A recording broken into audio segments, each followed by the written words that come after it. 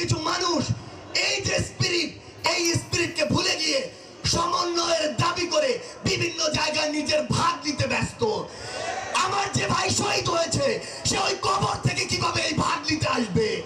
আমার যে ভাই এখন ওই হাসপাতালে শুয়ে আছে, যে ভাই হাত হারিয়েছে, পা হারিয়েছে, চোখ হারিয়েছে, সে কিভাবে হাসপাতাল থেকে উঠে এসে এই ভাগ নিতে আসবে?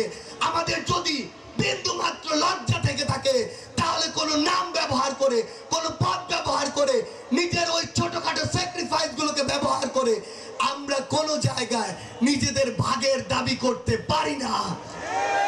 আমাদের জায়গা থেকে আপনাদের উদ্দেশ্যে স্পষ্ট একটি বার্তা, সেটি হচ্ছে এই ফ্যাসিস্টের দালালরা এখনো বিভিন্ন জায়গায় বিভিন্ন নামকে ব্যবহার করে আমাদের উপরে পাল্টা আক্রমণের চেষ্টা করছে।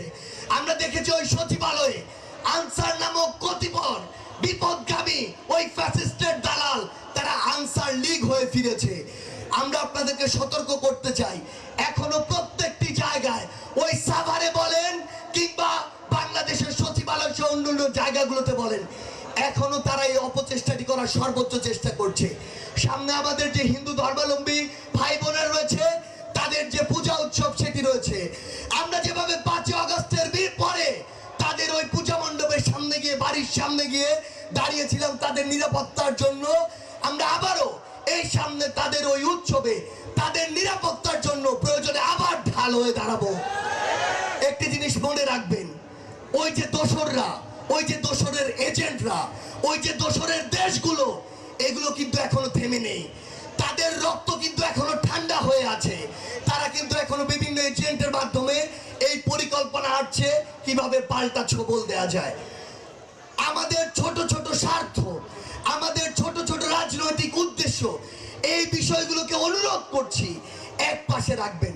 সামনে জনগণের ভোটে নির্বাচিত জনগণের সরকার হওয়ার পূর্ব পর্যন্ত আপনাদেরকে এই ছোটখাটো স্বার্থগুলো এক পাশে রেখে বাংলাদেশ রাষ্ট্রের জন্য, বাংলাদেশের জনগণের জন্য ঐক্যবদ্ধ হতে হবে এবং এই ঐক্যবদ্ধ হওয়ার কোনো বিকল্প নেই।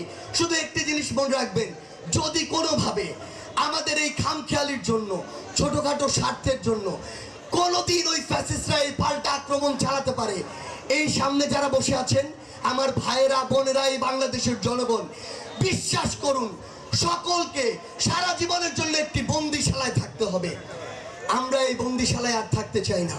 শুধু একটি কথাই বলবো, এই বাংলাদেশকে যদি আমরা বাংলাদেশের জনগণের মতো করে চালাতে চাই, আমাদের প্রত্যাশিত স্বপ্নের বাংলাদেশ দেখতে চাই, তাহলে আমাদের এই ছোটখাটো স্বার্থগুলোকে এক পাশে রেখে 24-এর ছাত্র জনতার অভ্যুত্থানের যে ঐক্যবদ্ধ হওয়ার স্পিরিট ছিল সেই স্পিরিটকে ধারণ করে সামনের দিকে এগিয়ে যেতে হবে।